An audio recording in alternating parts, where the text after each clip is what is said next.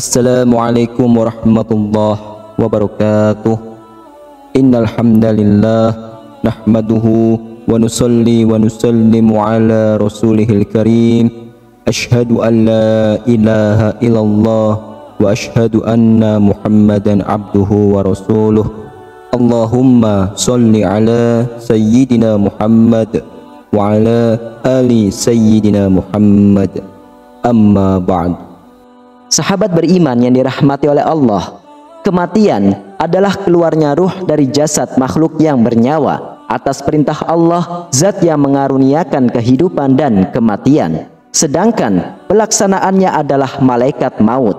Setelah kematian, manusia akan berpindah ke alam kubur. Istilah kubur sendiri diambil dari bahasa Arab, yaitu kubaro, yakni kubran, yang artinya menanam jasad orang yang telah mati. Ketika manusia telah mati, maka jasadnya dimasukkan dan ditanam ke dalam liang kubur. Setelah berjalannya waktu, lama-lama jasad manusia akan membusuk, hancur, lebur, dan menjadi tanah kembali. Hal ini berlainan dengan keadaan ruh yang telah terpisah dari jasad, di mana ruh akan memasuki sebuah alam kehidupan baru yang berbeda dengan alam dunia. Ruh nantinya akan diletakkan di sebuah alam yang tidak termasuk alam dunia dan tidak termasuk juga alam akhirat. Alam itu dinamakan dengan alam barzah.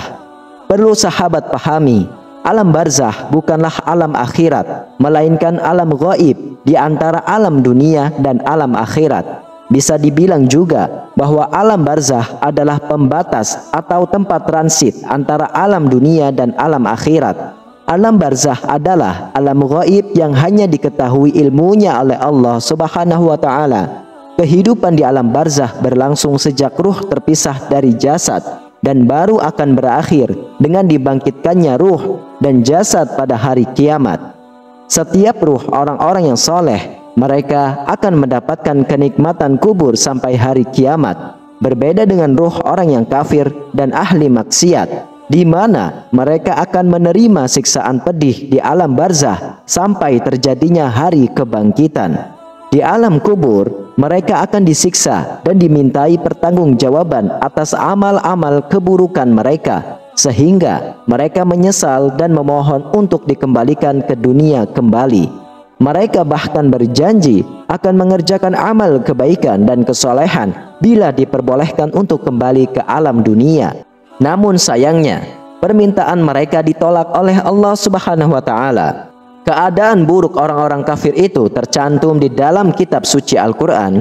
Allah Subhanahu wa Ta'ala berfirman yang artinya, demikianlah keadaan orang-orang kafir itu hingga apabila datang kematian kepada seseorang dari mereka, dia berkata, "Ya Rabbku, kembalikanlah aku ke dunia agar aku berbuat amal soleh yang telah kutinggalkan." Sekali lagi tidak, sesungguhnya itu adalah perkataan yang diucapkannya saja, dan di hadapan mereka ada dinding sampai hari mereka dibangkitkan. Quran Surah Al-Mu'minun ayat 99-100. Kematian seorang hamba merupakan termasuk kematian yang kecil. Hal ini juga menandai berakhirnya jatah hidup seseorang manusia di dunia. Setelah itu, ruh manusia berpindah memasuki alam barzah sebelum memasuki alam akhirat.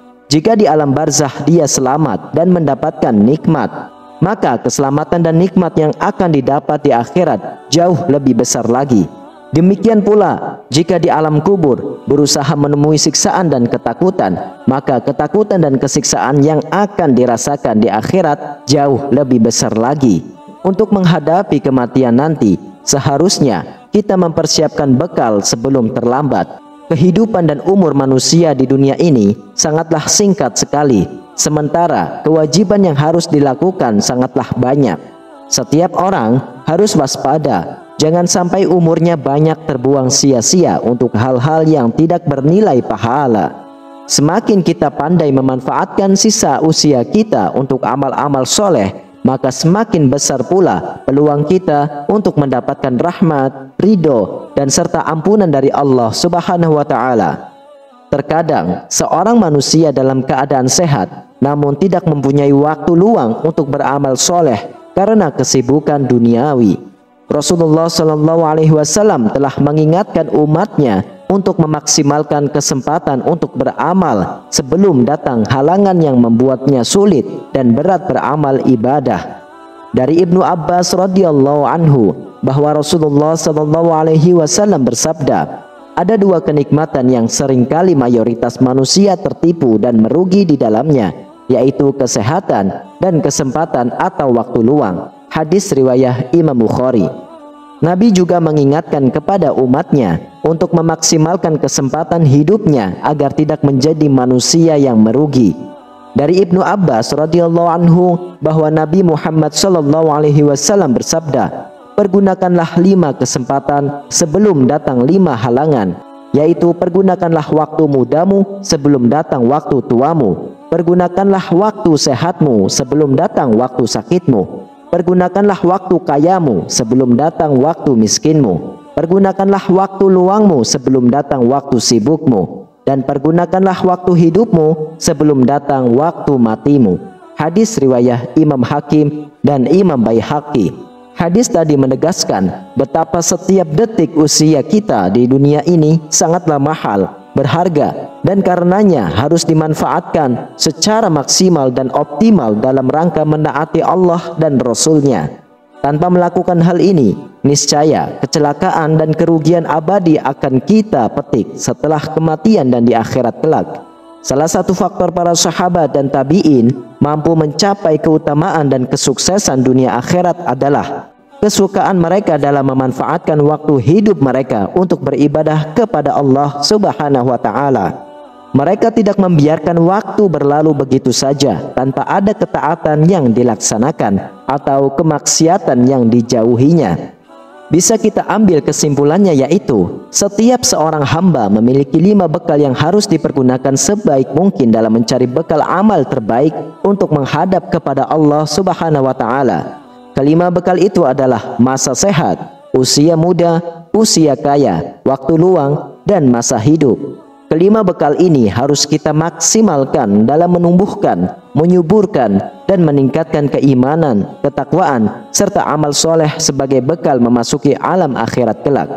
Allah Subhanahu wa Ta'ala berfirman yang artinya, persiapkanlah bekal, dan sesungguhnya sebaik-baiknya bekal adalah takwa. Quran Surah Al-Baqarah ayat 157. Wallahu a'lam bishawab. Demikianlah para sahabat beriman, itulah penjelasan mengenai kehidupan kita nanti setelah meninggal dan di alam kubur atau alam barzah. Semoga video ini menjadi pengingat kita akan kematian dan menjadi penambah ketakwaannya kita kepada Allah Subhanahu wa Ta'ala. Amin ya rabbal alamin. Hanya ini yang bisa saya sampaikan dan bagikan. Semoga bermanfaat untuk kita semua. Wassalamualaikum warahmatullahi wabarakatuh.